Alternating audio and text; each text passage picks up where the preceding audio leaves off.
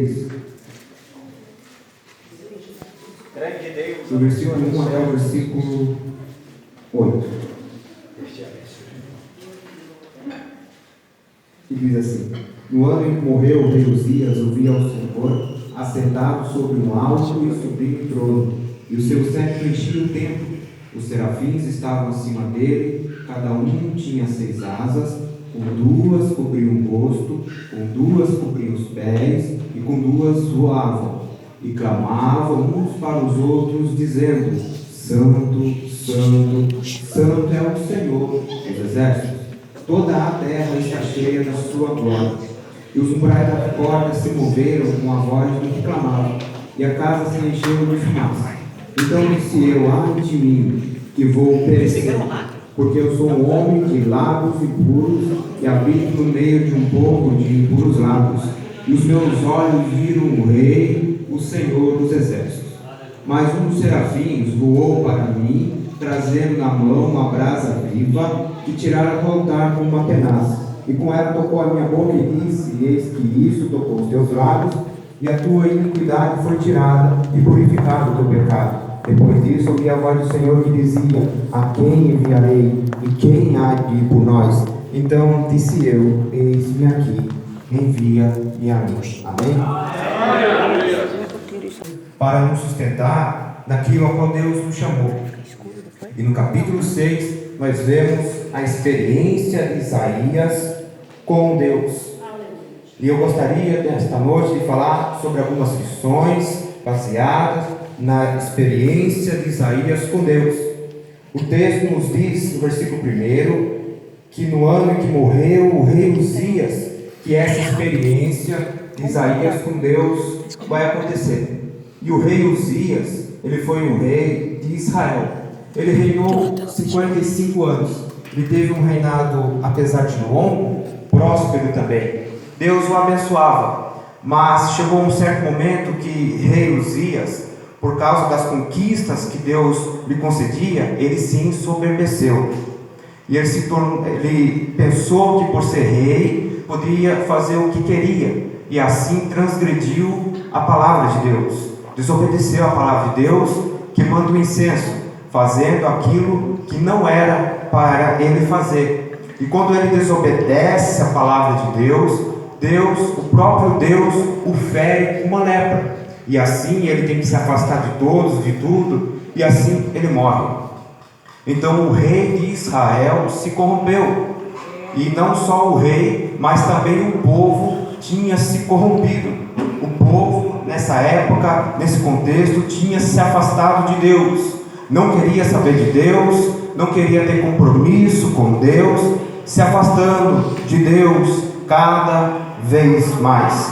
E nesse contexto, aonde que o rei se corrompe, o povo está corrompido, Deus vai se revelar a Isaías. E Isaías vai ter uma experiência com Deus. Em primeiro lugar, Isaías, ele tem uma experiência com o Rei Celestial. Versículo 1: No ano que morreu o rei Uzias, eu vi ao Senhor assentado sobre um alto e sublime trono.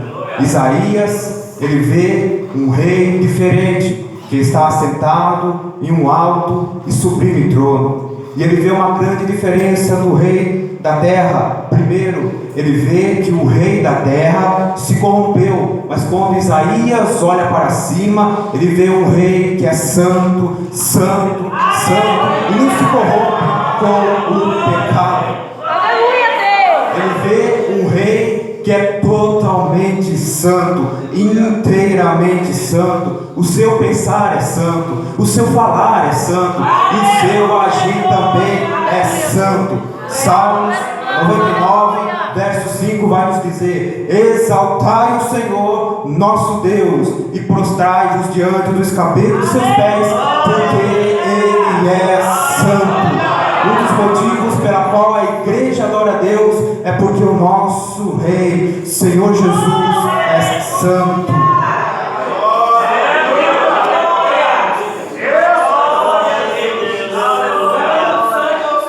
Então, em primeiro lugar, Isaías ele tem uma experiência com um rei que é santo.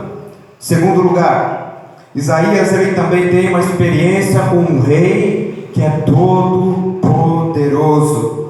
Quando Isaías ele olha para o rei da terra, ele vê que o rei da terra pensou que tinha todo o direito de fazer o que queria, e quando desobedece morre.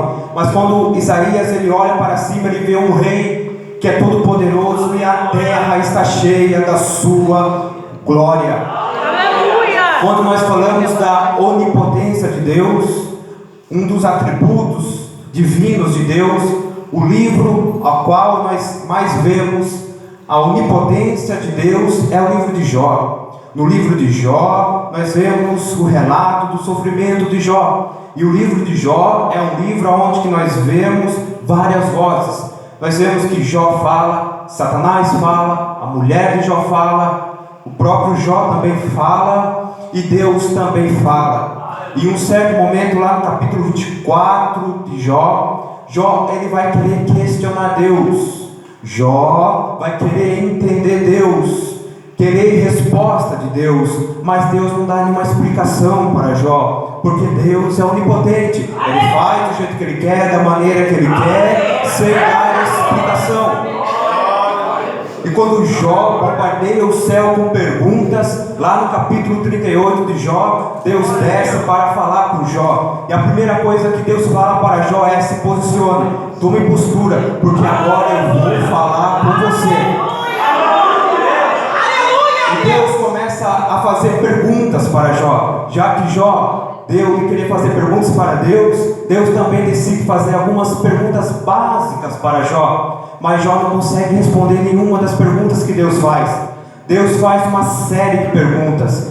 E Deus começa perguntando para Jó: ei Jó, quando eu criei o céu, aonde você estava? Quando eu criei a terra, Jó, aonde você estava? Quando eu coloquei o limite no mar, aonde você estava? Quando os anjos se alegravam por eu estar criando tudo e todos, aonde você estava? Jó não consegue achar respostas. A única coisa que Jó consegue dizer é lá no capítulo 42: bem sei eu que tudo podes e nenhum dos teus pensamentos pode ser impedido.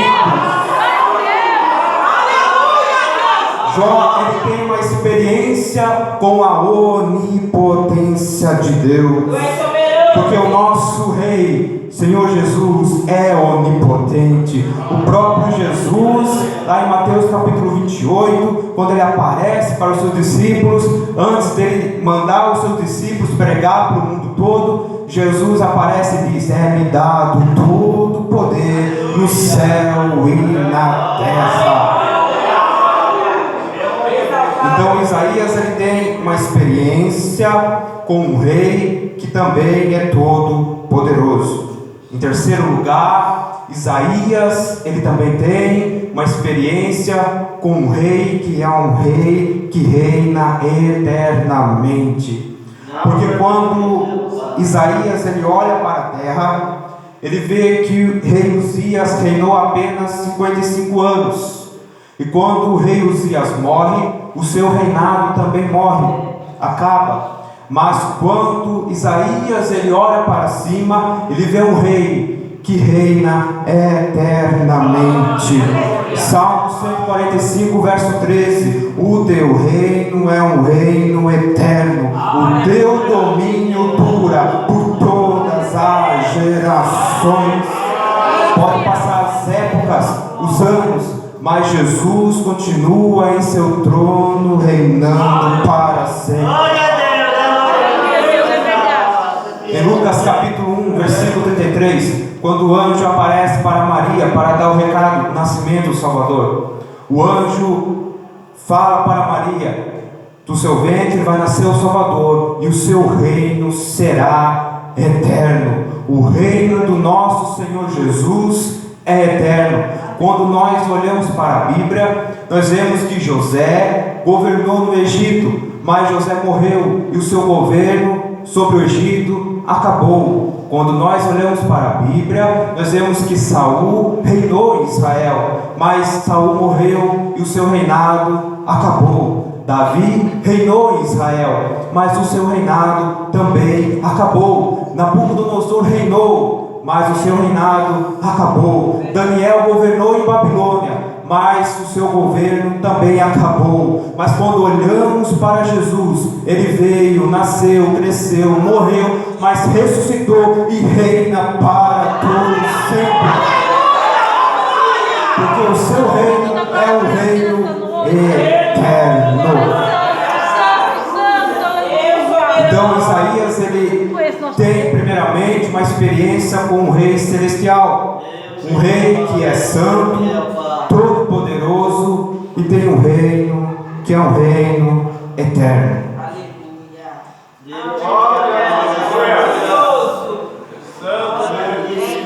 Em segundo lugar, Isaías, ele tem uma experiência com a adoração a este rei. Versículo 2: os serafins estavam acima dele, cada um tinha 6 asas, com 2 cobriam o rosto, com 2 cobriam os pés e com 2 voavam.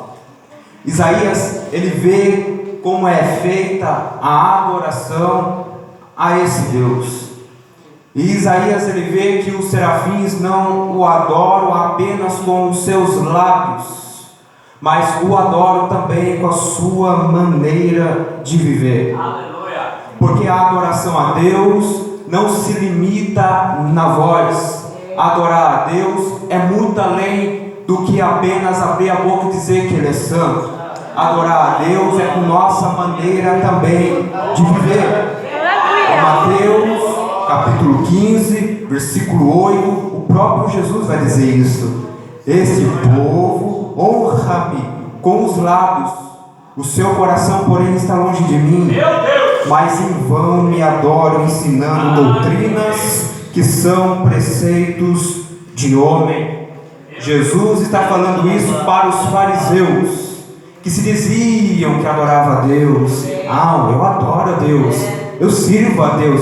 Mas só que Jesus debate e diz: vocês não adoram coisa nenhuma. A palavra de vocês é de adoração, mas a maneira de viver não condiz com o que vocês adoram. Porque adorar a Deus não é só dizer que Ele é santo, mas também é ter uma vida de santidade. Em Salmo 119, verso 11, o salmista, ele vai dizer: escondi a tua palavra no meu coração para não pecar contra ti. 12.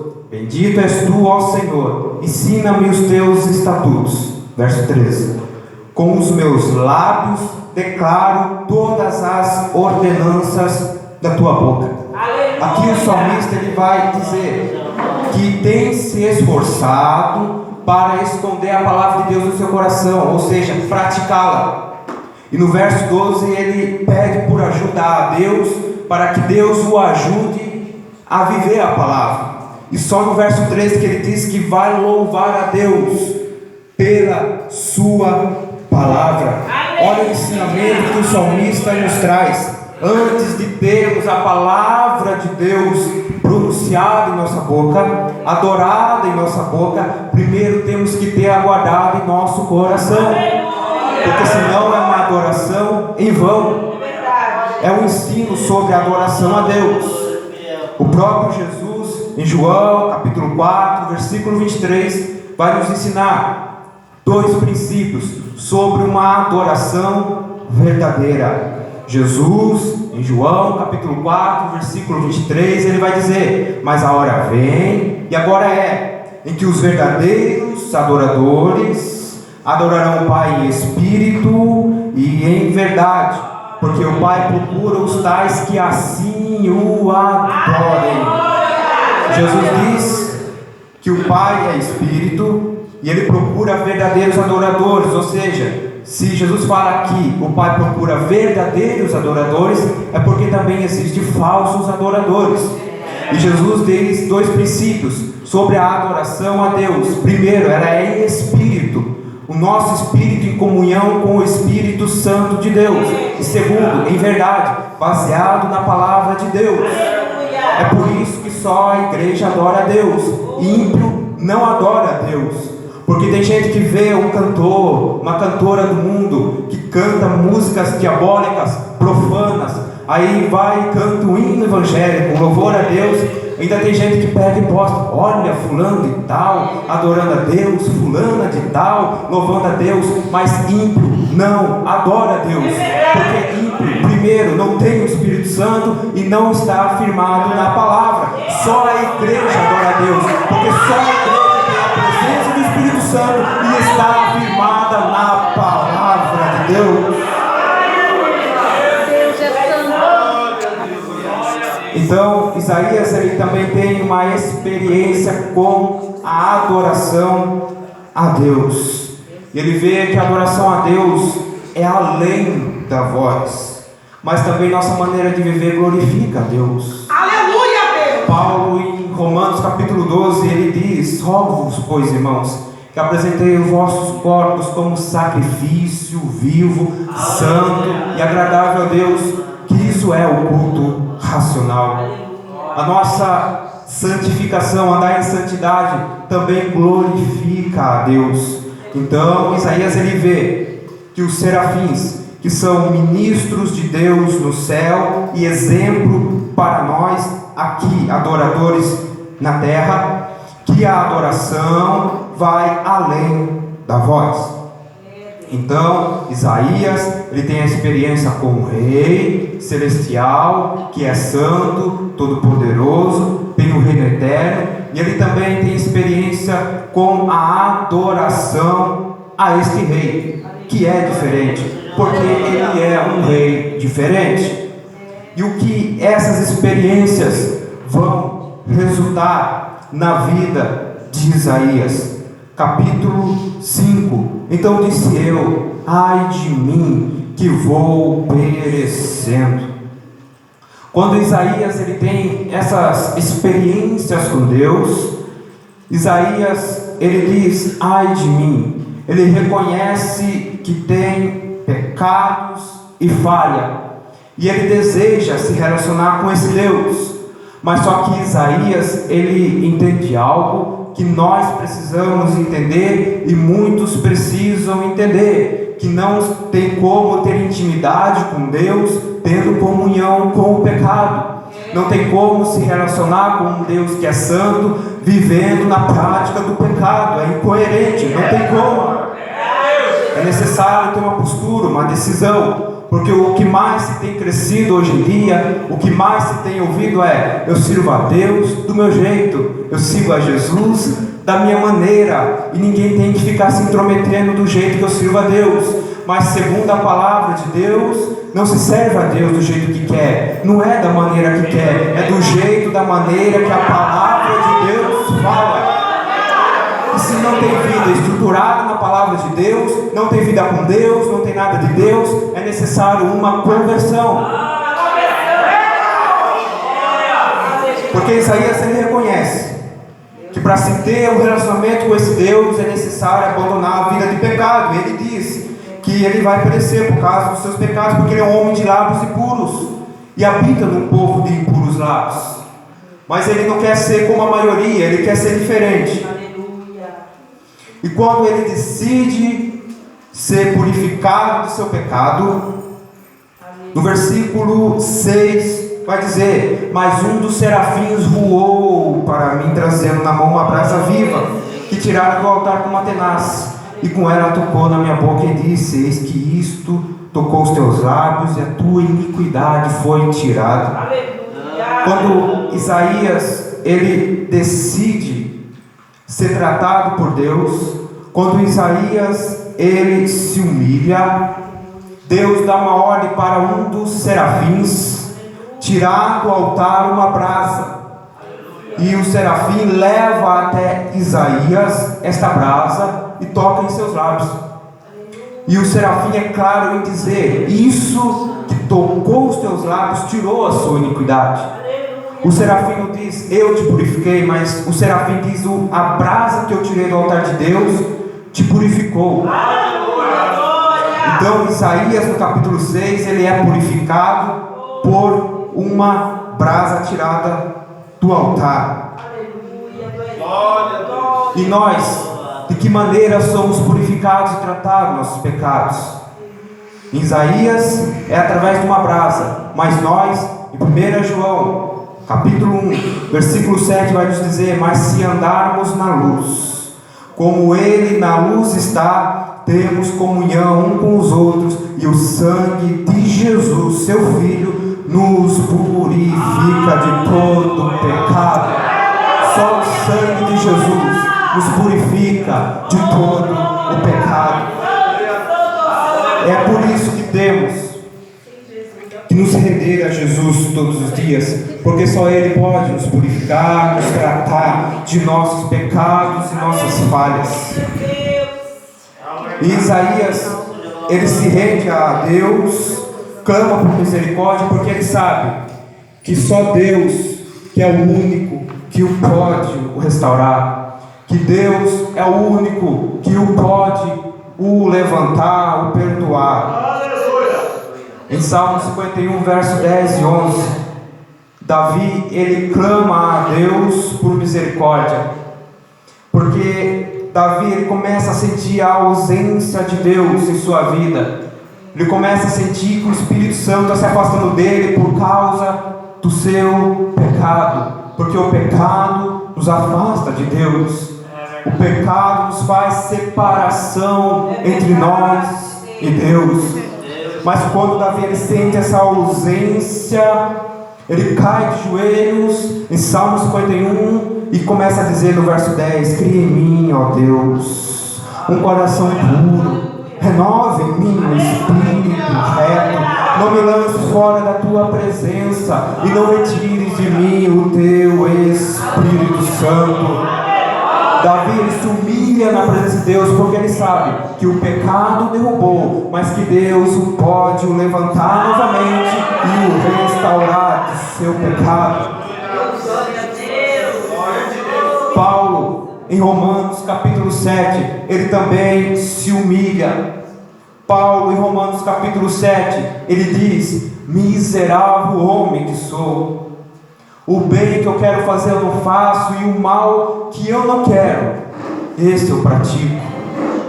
Quem me livrará do corpo desta morte? Paulo, em Romanos capítulo 7, ele clama por ajuda, porque ele reconhece que a sua natureza é falha, caída, pendente ao pecado, e ele se humilha pedindo ajuda, clamando por misericórdia. No capítulo 7 ele clama por misericórdia, mas em Romanos capítulo 8 ele levanta e brada dizendo: portanto, nenhuma condenação há para aqueles que estão em Cristo Jesus, que não andam segundo a carne, mas andam na direção do Espírito Santo. O pecado pode nos derrubar, mas a presença do Espírito Santo nos levanta, nos restaura e nos purifica. Porque é só através do poder do Espírito Santo em nós que nós iremos vencer o mundo, Satanás e a carne. E precisamos nos render, reconhecer que somos totalmente dependentes de Deus todos os dias. Porque essa batalha que há em nós é todo o dia. Em Gálatas capítulo 5, a partir do versículo 23, o apóstolo Paulo ele vai falar sobre uma batalha, uma guerra que há em nós. Ele vai dizer sobre duas naturezas que habitam em nós. Primeiro, a natureza humana nossa, a carne, e também a natureza de Deus que habita em nós, que é o Espírito Santo. E ele diz que há um confronto entre essas duas naturezas. A carne quer uma coisa, mas o Espírito quer outra. A carne não quer orar, mas o Espírito quer nos levar à oração, e é essa luta dentro de nós. E Paulo ele vai dizer que se nós ceder à carne, nós vamos cumprir o que ela quer. E a única maneira de nós vencer a carne é se posicionando e enfrentando ela através do poder do Espírito. Mas é uma guerra diária entre nós, que há em nós, é todo dia. E é por isso que Jesus vai dizer em João 14, versículo 16: eu vou rogar ao Pai para que Ele vos envie um Consolador que ficará convosco para sempre. Todo dia o pecado vem para tentar nos derrubar, todo dia cai e luta dentro de nós. Todo dia o diabo tenta nos derrubar, mas Jesus disse: vou enviar um Consolador que vai ficar convosco todos os dias. Todo dia o pecado vem, mas todo dia também a presença do Espírito Santo está lá dizendo: eu te levanto, eu te restauro, eu te perdoo, eu te purifico e te ajudo a caminhar na presença de Deus. Oh, aleluia! O Espírito Santo de Deus está dizendo essa noite: se você caiu, Ele te levanta. Se você está fraco, Ele te fortalece. Se renda a Ele nessa noite, que Ele vai te sustentar.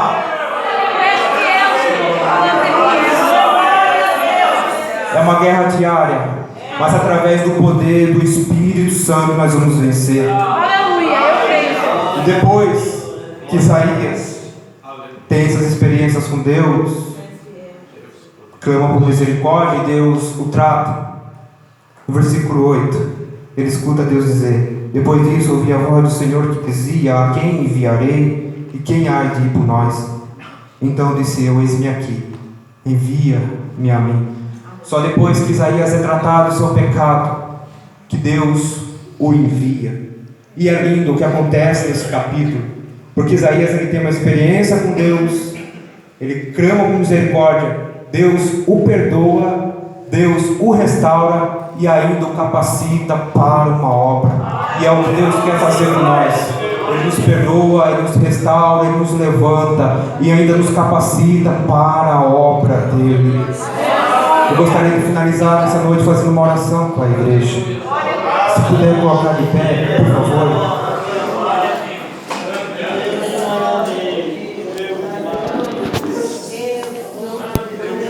Senhor, meu Deus e meu Pai, a Tua palavra, Senhor, foi pregada. E o Senhor falou conosco sobre a dependência do Seu Espírito. Somos falhos, fracos e totalmente dependentes da graça do Senhor. Oh, meu Deus, perdoa nossas falhas, perdoa nossas transgressões e nos levanta, nos purifica, nos trata assim como o Senhor tratou Isaías, o purificou e ainda o capacitou para uma obra. Trabalhe em nosso caráter diariamente, trabalhe em nossos sentimentos caídos, nos enche com Teu Espírito, nos fortalece, ó Deus, nos sustenta com a Tua graça. Eu te peço, meu Deus, em nome de Jesus. Amém. Gostaria de fazer um convite essa noite. Primeiro, a alguém que aceitar Jesus nessa noite, que ouviu a palavra, Deus falou com você, quer se render a Cristo, é só levantar sua mão e vir à frente. Também faço outro convite a alguém nessa noite que quer reconciliar com Deus, voltar a servir a Deus como você servia antes.